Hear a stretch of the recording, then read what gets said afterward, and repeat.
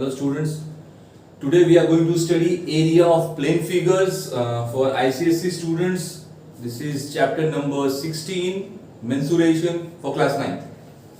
Well, you see, first of all, what are plane figures? Plane figures होता क्या है? So the figures which can be drawn only and only on a plane surface are known as plane figures. That means they do not exist in the atmosphere. They do not have any volume, right? So if they do not have any volume, what will they have? They will have only area and perimeter. Clear? Now, if you look into the plane figures are basically or generally categorized under three categories. Okay? Triangles,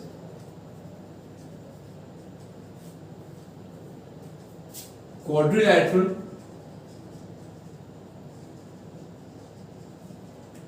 and circle. Clear?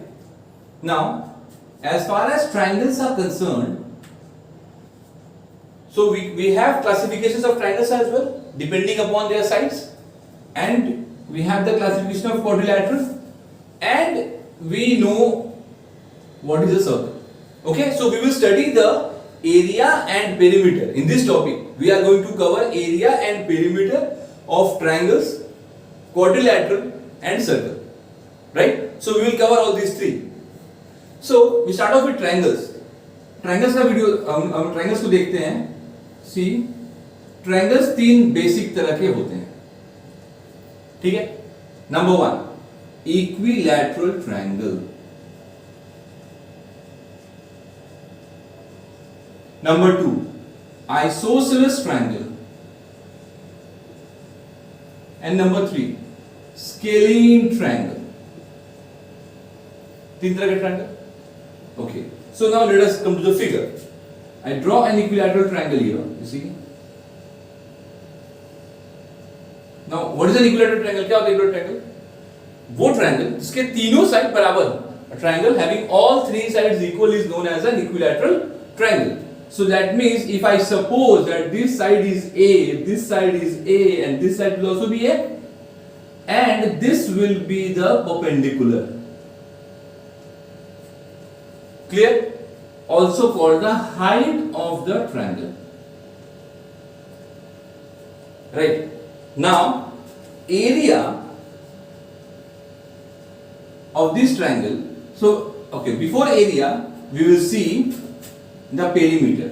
So, the perimeter of this triangle will be sum of three sides, A plus A plus A. तीनों को add कर दिया, बन गया 3A units. ठीक है? फिर आते हैं इसके हाइट यानी H. वो हो जाएगा √3/2A यूनिट्स. ठीक है? And now we come to its area. √3/4A² units. ठीक है? तो इक्विलैटरल ट्रायंगल देख लिया हमने, उसका पेरीमीटर, हाइट और एरिया, ये तीनों निकल गया. ठीक? Next we come to the isosceles triangle. Now what is an isosceles triangle? A triangle which has only two equal sides. सिर्फ दो equal side होते हैं. ठीक है? उससे हम लोग क्या कहते हैं? Isosceles triangle कहते हैं. ये दो साइड है, दोनों साइड इक्वल है, ये दोनों साइड को इक्वल कहते हैं, A A. और जो अनइक्वल साइड होगा उसे हम लोग B सपोज करते हैं. ठीक?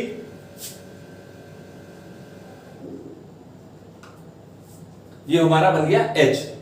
तो A A B और ये हमारा हाइट H. ठीक है? तो जब हमारा हाइट हम बनाते हैं तो उसमें क्या बनता है? उसमें ये बनता है कि हमारा पेरीमीटर वो बन जाएगा आपका A plus A 2A plus B. मतलब तीनों साइड को हमने ऐड कर दिया. A plus A 2A plus B. तीनों साइड ऐड हो गया. अब आते हैं हम लोग हाइट पे. हाइट क्या होगा? हाइट हो जाएगा 1/2 √4a² माइनस b²। ठीक है, और एरिया हो जाएगा हमारा b/4 √4a² माइनस b²। ठीक है, तो हमको क्या क्या मिल गया? हमें हमारे आइसोसेलेस ट्रायंगल का पेरीमीटर मिल गया, हाइट मिल गया, एरिया मिल गया। ठीक, मतलब एक ऐसे ट्रायंगल जिसके दो साइड इक्वल हैं और एक अनइक्वल साइड है, हमें उसका पेरीमीटर, हाइट और एरिया मिल गया। अब आते हैं हम लोग तीसरे type of triangle, scalene triangle.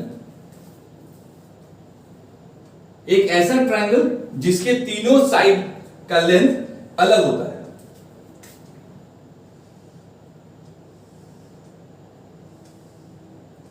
Side A, side B, side सी, तीनों साइड्स का लेंथ हमारा अलग हो गया। ठीक है, हमने क्या किया? हमने इन तीनों साइड का जो लेंथ है इसको ऐड करके निकाल दिया हमारा perimeter a plus B plus C. ठीक है, और उसी पेरीमीटर को जब हमने 2 से डिवाइड कर दिया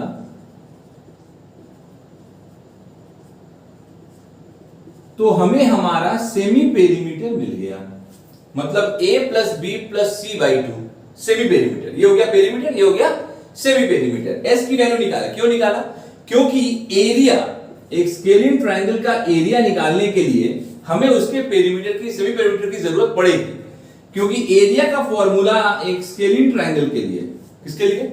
स्केलिन ट्रायंगल, मतलब जिसके तीनों साइड्स का लेंथ अलग हो, वो होता है s minus a, s minus b, s minus c। s minus a, s minus b, s minus c। इसी फॉर्मूले को कहा जाता है हेरोन्स फॉर्मूला। इसी फॉर्मूले को कहा जाता है हेरोन्स फॉर्मूला। ठीक है, तो अभी तक हमने क्या देखा? अभी तक हमने देखा कि एक प्लेन फिगर ट्रायंगल्स को हम लोग स्टडी कर रहे हैं, और ट्रायंगल्स तीन तरह के होते हैं, इक्विलैटरल ट्रायंगल, आइसोसेलेस ट्रायंगल और स्केलिन ट्रायंगल। हमने देखा एक इक्विलैटरल ट्रायंगल का पेरीमीटर क्या होता है, उसका हाइट कितना होगा, उसका एरिया कितना होगा। और क्या, आइसोसेलेस ट्रायंगल पे आते हैं, हमने उसका पेरीमीटर देखा, उसका हाइट देखा, उसका एरिया देखा। और फिर स्केलिन ट्रायंगल पर आते हैं, हमने उसका पेरीमीटर देखा, सेमी पेरीमीटर देखा, एरिया देखा। ठीक है, इसी एरिया के फॉर्मूले को हम लोग कहते हैं Heron's formula, right? So this is what you have to study in triangles. Now apart from this, in triangles you have a general formula. This is called the general formula.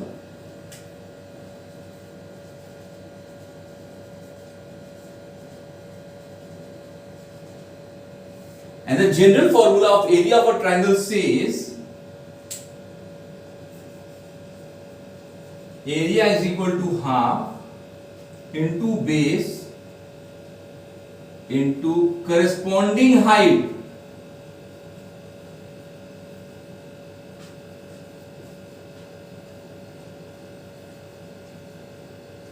into corresponding height. That means the height which is respective to the base. Okay, whichever base I will take, जो भी base लेंगे उसका respective जो height होगा, height मतलब उस side का, उसके ऑपोजिट वर्टेक्स से जो परपेंडिकुलर डिस्टेंस होगा उसे हम लोग हाइट कहते हैं। तो area is equal to half into base into corresponding height. जो भी बेस लेंगे उस बेस और उसके ऑपोजिट वर्टेक्स के बीच का जो परपेंडिकुलर डिस्टेंस होगा किसी भी फिगर में, जिसको बेस लेंगे उसके और उसके ऑपोजिट फिगर, उसके ऑपोजिट वर्टेक्स के बीच का जो परपेंडिकुलर डिस्टेंस होगा वही हमारा हाइट कहलाएगा। ठीक है, ऐसा नहीं कि कोई भी हाइट ले लेंगे, कोई भी बेस ले लेंगे, जिसको बेस लेंगे उसी के ऊपर डिसाइड होगा हमारा हाइट कौन सा होगा। तो ये था formula of area of triangles, सारे ट्रायंगल्स का फॉर्मूला। ठीक, इसके बाद आ जाते हैं हम लोग क्वाड्रिलैटरल पे। 5 मिनट का टाइम दे रहे हैं आप लोग को, इतना नहीं देते हैं, 10-20 सेकंड का टाइम दे रहे हैं, नोट करिए फास्ट।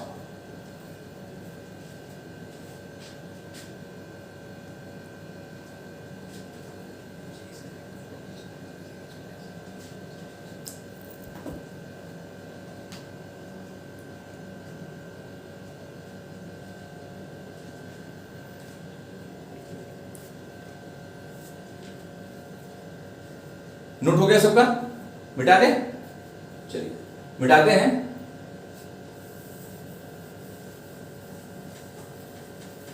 और आ जाते हैं हम लोग फॉर्मूला ऑफ क्वाड्रिलैटरल्स पे। ये तो सब हमारे ट्रायंगल्स थे।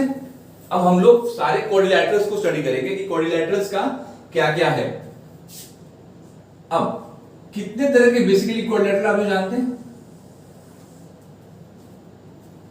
चलिए एक एक करके देखते हैं। सबसे पहले parallelogram, next rectangle, next rhombus, next square, next trapezium and finally kite. ये इतने तरह के क्वाड्रिलैटरल्स को हम लोग जानते हैं, ठीक है। और अब हम लोग क्या करेंगे, इन सभी क्वाड्रिलैटरल्स का एरिया निकालेंगे, ठीक है। क्योंकि पेरीमीटर इसलिए नहीं कह रहा हूं क्योंकि पेरीमीटर हमें पता है, सम ऑफ ऑल बार साइड्स, ठीक है। जितने भी साइड्स हैं सभी साइड्स का सम कर देंगे, हमको हमारा पेरीमीटर मिल जाएगा। तो हमको ज्यादा फोकस किस पे करना है? हमको ज्यादा फोकस एरिया पे करना है। हम एरिया पे फोकस करते हैं। सबसे पहले फिगर बनाते हैं। सबका फिगर एक बार आप लोगों को याद आ जाए ताकि parallelogram, opposite sides equal and parallel, parallelogram, rectangle, that means a parallelogram whose one angle is a right angle, rectangle, ये right angle हो गया, तो बाकी सब हो जाएंगे। rhombus,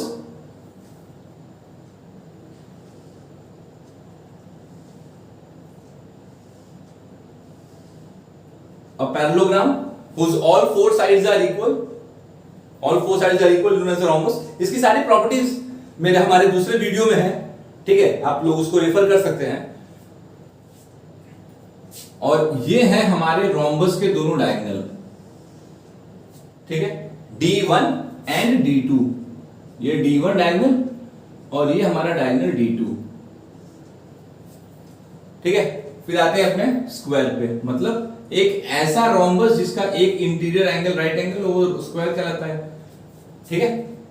ये चारों side equal, interior angle 90 degree. Trapezium, एक ऐसा क्वाड्रिलैटरल जिसका सिर्फ one pair of parallel sides होता है, मतलब एक पेयर ऑफ पैरेलल साइड्स होते हैं, उसे हम लोग ट्रेपीजियम कहते हैं।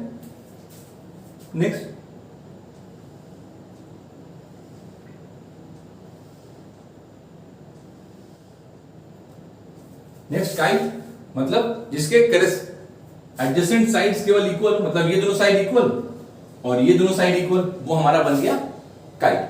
तो ये हैं हमारे सारे क्वाड्रिलैटरल्स, ठीक। और अब हमको क्या करना है कि इन सभी क्वाड्रिलैटरल्स का एरिया स्टडी करना है, ठीक। आते हैं पैरेललोग्राम पे। पैरेललोग्राम का एरिया बहुत आसान है, सीधे सीधी बेस इनटू करस्पॉन्डिंग हाइट। अगर जैसे ये मेरा बेस है, सपोज करिए ये हमारा बेस है, तो इसका करस्पॉन्डिंग हाइट हमारा ये होगा,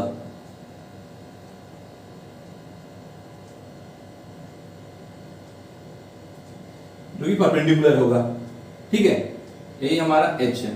तो यही बेस और इसी का करस्पॉन्डिंग हाइट, दोनों का जो प्रोडक्ट होगा वही हमारे इस पैरेललोग्राम का एरिया बन जाएगा, ठीक है। आते हैं रेक्टेंगल में। रेक्टेंगल में पेरीमीटर का फॉर्मूला बता देते हैं, 2 इंटू लेंथ प्लस ब्रेथ, ये लेंथ और ये हमारा ब्रेथ। तो 2 इंटू लेंथ प्लस ब्रेथ हमारा पेरीमीटर हो गया। एरिया हो जाएगा लेंथ इंटू ब्रेथ। इसमें एक बहुत इंपॉर्टेंट फॉर्मूला काम आता है डायगोनल का। डायगोनल का मतलब ये, उसका फॉर्मूला है √L² प्लस B², ठीक है। पाइथागोरस थ्योरम का यूज होता है उसमें। Diagonal equal to √L² plus B²। Next आते हैं रोम्बस पे। रोम्बस का पेरीमीटर 4 इंटू साइड, स्क्वायर की तरह ही होता है, चारों साइड इक्वल, तो 4 into side. Area is equal to half into product of the diagonals, half into product of the diagonals, मतलब half into D1 into D2, half into product of the diagonals. फिर आ जाते हैं square पे। Square, perimeter, perimeter हो गया हमारा 4 into side, इसका भी ठीक है, स्क्वायर का भी, और area side square, side square, जो भी साइड होगा उसका स्क्वायर, यानी अगर साइड हमारा ए है सपोज, तो एरिया हमारा ए स्क्वायर हो जाएगा। ठीक है, इसमें एक बहुत बड़ा काम आता है आपका, find out diagonal, A under root 2, A under root 2 units. ठीक है, ये हमारा डायगोनल स्क्वायर का, ए अंडर रूट 2 यूनिट्स। ठीक है, नेक्स्ट आ जाता है ट्रेपीजियम। ट्रेपीजियम मतलब जैसा कि मैंने बताया, containing one pair of parallel sides, मतलब ये और ये पैरेलल है। ठीक है, और ये दोनों नॉन पैरेलल साइड्स हैं, also known as oblique sides, also known as oblique sides. इसका एरिया निकालने के लिए half into sum of parallel sides, मतलब दोनों पैरेलल साइड्स का जो सम होगा, half into sum of parallel sides into height या फिर डिस्टेंस बिटवीन देम, इन दोनों पैरेलल साइड्स के बीच में जो डिस्टेंस है यही हाइट कहलाएगा। ठीक है, तो इनटू हाइट या डिस्टेंस बिटवीन देम। ठीक है, ये हो गया हमारा area of a trapezium. And finally area of a kite. Kite के लिए का एरिया निकालने के लिए हम लोग क्या करते हैं, हम लोग उसमें उसका ये डायगोनल ड्रॉ कर देते हैं। Okay, we draw that diagonal. So as we draw this diagonal, we get two triangles, right? We get two triangles. Now each triangle is an isosceles triangle. You see, these two sides equal, तो ये isosceles triangle. These two sides equal, तो ये भी isosceles triangle. Then we know the area of an isosceles triangle. We will find the area of both the triangles and then we will add it. दोनों triangle का अलग-अलग area निकालेंगे और फिर दोनों को जोड़ देंगे, हमको हमारे काइट का एरिया मिल जाएगा। ठीक है, तो अगर इसकी नेमिंग कर दें ए बी सी डी, तो इसका हम लोग लिखेंगे कि area is equal to area of triangle A B D plus area of triangle B C D. ठीक है, in fact this concept of finding the area of quadrilaterals is used to find out the area of any such quadrilateral which does not belong into this special category।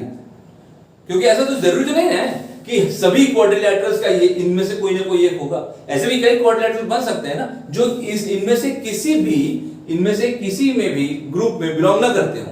ऐसे क्वाड्रिलैटरल्स का area कैसे निकलेगा? ऐसे quadrilateral का area निकालने का वही तरीका है कि हम एक डायगोनल ड्रॉ करेंगे। जैसे ही हमने क्वाड्रिलैटरल का एक डायगोनल ड्रॉ किया, वो क्वाड्रिलैटरल हमारा दो हिस्से में डिस्ट्रीब्यूट हो गया। ठीक है, हर हिस्सा एक ट्रायंगल है, दोनों ट्रायंगल का एरिया सेपरेटली अलग अलग निकालेंगे depending upon the nature of the triangle. मतलब इक्विलैटरल है कि आइसोसेलेस है कि स्केलर है, जैसा ट्रायंगल उसके कॉन्सेप्ट के अकॉर्डिंग हम उसका एरिया निकालेंगे और फिर दोनों एरिया को ऐड कर देंगे। ठीक है, हमको हमारे पूरे क्वाड्रिलैटरल का एरिया मिल जाएगा। ओके, चलिए नोट करिए जल्दी से।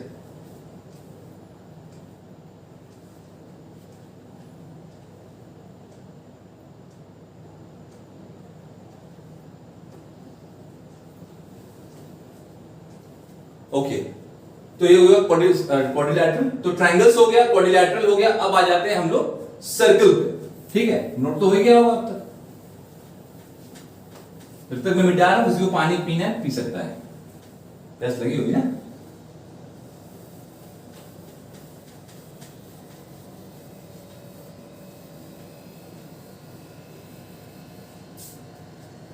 Okay, so let's come back to the topic circle. ठीक है, सर्कल के एरियाज। तो एक्चुअली मैं क्या करूंगा कि मैं सर्कल को थोड़ा क्लासिफाई कर दूंगा, जैसे कि हम अपने हर वीडियो में बताते हैं फ्लो चार्ट। आपने यहां भी देखा है कि ट्रायंगल्स का भी मैंने फ्लो चार्ट बनाया, मैंने क्वाड्रिलैटरल का फ्लो चार्ट बनाया, मैं सर्कल का भी फ्लो चार्ट बनाने जा रहा हूं। इट ऑलवेज हेल्प्स, हमेशा फायदा करता है। ठीक है, सर्कल के फ्लो चार्ट पर आते हैं। एक्चुअली मैं क्या करता हूं कि मैं सर्कल्स को थोड़ा सा डिस्ट्रीब्यूट कर देता हूं अलग अलग पार्ट्स में। ऐसा कुछ कोई क्लासिफिकेशन नहीं है स्पेशली, पर जैसे कि मैंने बताया कि मुझे अच्छा लगता है, तो मैं एक ग्रुप बनाता हूं जो सर्कल का है। ठीक है, मैं एक बनाता हूं जो सेमी सर्कल का है। ठीक, ठीक है, और मैं एक बनाता हूं जो क्वाड्रेंट का है, सर्कल, सेमी सर्कल और क्वाड्रेंट तीनों पार्ट होते हैं ना, तीनों ही पार्ट होते हैं। और इसी सर्कल में एक स्पेशल केस क्रिएट करूंगा, कंसेंट्रिक सर्कल्स का। तो चलिए स्टार्ट करते हैं। सबसे पहले सर्कल, ये हमारा सर्कल बना, सेंटर बन गया हमारा आर, रेडियस, ठीक है। डिफिनेशन ऑफ सर्कल पता ही होगा, हाँ, ओके, वेरी गुड। तो सबसे पहले कि हम लोग सर्कल के लेंथ ऑफ द बाउंड्री, ये जो बाउंड्री है, लेंथ ऑफ द बाउंड्री, इसको क्या कहते हैं भाई? अब तक बाकी जो प्लेन फिगर्स पढ़े उनमें क्या होता था कि जो भी हम फिगर देख रहे थे उसके लेंथ ऑफ द बाउंड्री को हम पेरीमीटर कह रहे थे। सर्कल के लेंथ ऑफ द बाउंड्री को क्या कहते हैं? सर्कमफेरेंस कहते हैं। क्यों कहते हैं सर्कमफेरेंस, क्यों पेरीमीटर नहीं कहते हैं? सर्कल के लेंथ ऑफ द बाउंड्री को पेरीमीटर इसलिए नहीं कहते हैं क्योंकि इसमें कोई भी स्ट्रेट लाइन नहीं है, it does not contain any edges, ठीक है, इसलिए पेरीमीटर नहीं कहते हैं, इसीलिए इसको सर्कमफेरेंस कहते हैं। लेकिन जब हम सेमी सर्कल और क्वाड्रेंट को देखते हैं तो वहां पे क्या होता है? देखिए ये सेमी सर्कल मैंने बनाया, एक आया स्ट्रेट लाइन, इसके लेंथ ऑफ द बाउंड्री को पेरीमीटर कहेंगे। ये हमने क्वाड्रेंट बनाया,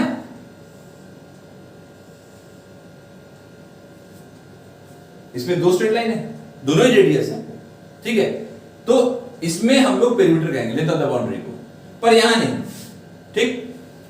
ये बन गया हमारा आर यानी रेडियस। हाँ, सर्कल के फॉर्मूलास पे जाने से पहले जरा सा मैं बताना चाहूंगा, जरा सा पाई के बारे में, क्योंकि अभी जैसे इसके फॉर्मूला स्टार्ट होंगे आपको पाई मिलता रहेगा, ठीक है। So what is pi, actually what is pi, थोड़ा इसको समझ लेते हैं, ये पाई है क्या? What is pi? Pi is actually a ratio between the circumference and the diameter of any given circle. मतलब किसी भी सर्कल के सर्कमफेरेंस और डायमीटर का जो रेशियो होता है उसी को हम लोग पाई कहते हैं, right? It is a constant value, 22/7 is being used.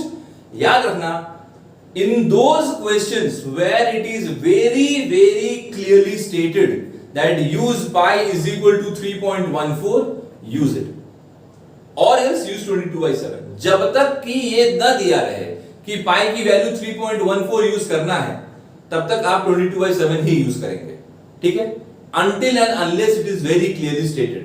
Am I clear? Okay, so what is pi? Pi is the ratio between the circumference and the diameter of any given circle. Value considered as 22/7 or 3.14 for the sake of calculation. Right?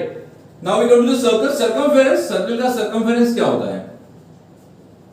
Circle का circumference होता है 2 pi r. ठीक है? इसका area होता है पाई R square, ठीक। अब अगर इसी में कंसेंट्रिक सर्कल बना देते हैं, concentric circle, what are concentric circles?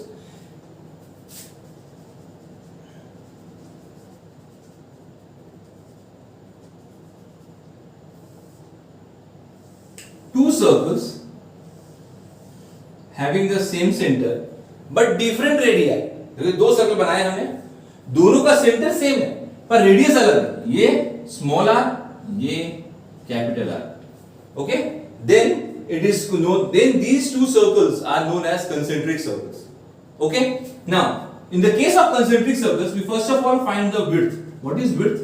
Width is equal to r minus r. That means the difference between the two radii will become the width, okay. Next, area of the ring. Area of the ring. Now what is the ring? What is the area of the ring? This is the ring, okay. This is the ring. So we are trying to find out the area of this ring. So how we will do it? क्या करेंगे? बड़े वाले circle के area में से छोटे वाले circle का एरिया अगर माइनस कर देंगे तो एरिया तो रिंग आ जाएगा ना, वही करेंगे हम लोग। Pi capital R square minus pi small R square, हमको हमारे रिंग का एरिया आ जाएगा। पाई कॉमन ले लेंगे, बन गया R square minus R square. This is the area of the ring. Okay, तो ये तो सर्कल के ग्रुप थे। आ जाते हैं सेमी सर्कल पे। ठीक है, सेमी सर्कल का जैसे कि मैंने बताया एज है इसलिए पेरीमीटर निकलता है। तो सेमी सर्कल का पेरीमीटर क्या होगा? सेमी सर्कल अगर आप फिगर को ध्यान से देखें तो ये हमारा क्या है, डायमीटर है, सेंटर है, ये डायमीटर है। डायमीटर मतलब इधर भी आर इधर भी आर, मतलब ये हमारा बन गया 2r। ठीक है, और ये पूरा बाउंड्री 2 पाई आर होता है, तो उसका आधा boundary half of it will become pi R, correct? तो जो पेरीमीटर होगा वो होगा पाई आर प्लस 2r। ठीक है, perimeter is equal to pi R, ये half of the boundary of the circle, plus 2r, that means the diameter. Perimeter is equal to pi R plus 2r। Area में कोई दिक्कत नहीं है, सीधे सीधे पूरे सर्कल का जो एरिया है उसका हाफ पाई आर स्क्वायर। ठीक है, हमारा एरिया निकल गया। फिर आ जाते हैं हम लोग क्वाड्रेंट पे। क्वाड्रेंट क्या होता है? सर्कल का जब हाफ कर देंगे तो क्वाड्रेंट हो जाएगा। सर्कल का half semi circle, semi circle का हाफ क्वाड्रेंट, तो ये 3 पार्ट हो जाए। चलिए, ये क्वाड्रेंट पर आके ये हमारा रेडियस है, ये भी हमारा रेडियस है, करेक्ट? और ये पाई आर था और ये सेमी सर्कल का, और ये उसका भी हाफ है, तो ये पाई आर बाई 2 हो गया, पाई आर बाई 2 हो गया। अब इसका पेरीमीटर अगर हमको निकालना है तो हो जाएगा पाई आर बाई 2 प्लस 2r। ठीक है, and area is equal to half of half pi R square ना, इसका भी हाफ हो जाएगा वो, मतलब 1/4 pi R square, right? So ये हो गया हमारा area of a quadrant. Okay, तो अभी तक हमने क्या क्या पढ़ लिया? ट्रायंगल्स भी पढ़ लिया सारे तरह के, इक्विलैटरल, आइसोसेलेस, स्केलिंग। फिर हमने क्वाड्रिलैटरल पढ़ा, पैरेललोग्राम, रेक्टेंगल, रोम्बस, स्क्वायर और ट्रेपीजियम। इसके अलावा स्पेशल केस, काइट, इतने सारे पढ़े। और सर्कल में भी हमने सर्कल्स का पढ़ा, सेमी सर्कल का पढ़ा, क्वाड्रेंट का पढ़ा, कंसेंट्रिक सर्कल्स का पढ़ा। ठीक है, तो ये पूरा हमारा एरिया ऑफ प्लेन फिगर्स का जितना सिलेबस है उतना है ये। ठीक है, आपको एक स्पेशल बात बता देता हूं, उसको याद रखिएगा। यहाँ पे जब आप हमारे फॉर्मूलास को देख रहे होंगे तो आपके मन में सवाल उठ रहा होगा कि सर आपने कहीं भी यूनिट्स नहीं लिखा है, स्क्वायर यूनिट्स नहीं लिखा है, कहां क्या होगा नहीं होगा। मैं आपको क्लियर कर देता हूं कि इस स्लाइड में या इसके पहले जो भी मैंने लिखा था ट्रायंगल्स या क्वाड्रिलैटरल्स, सब में आपको ये याद रखना है कि कभी भी जब हम पेरीमीटर निकालते हैं या सर्कमफेरेंस निकालते हैं तो वो यूनिट्स में रहता है, और जब हम एरिया निकालते हैं तो वो स्क्वायर यूनिट्स में रहेगा, क्योंकि हम डायमेंशन को डायमेंशन से यानी यूनिट को यूनिट से मल्टीप्लाई कर रहे हैं। ठीक है, तो स्क्वायर यूनिट हमारा होते चला जाएगा। ये हमारा, इसको याद रखने के आपको याद रखना पड़ेगा पूरा। ठीक, एक्सरसाइजेस हमारे अगले वीडियो में आ जाएंगे। ठीक है, तब तक के लिए हमारे वीडियो को देखते रहिए, चैनल को सब्सक्राइब करते रहिए। Thank you.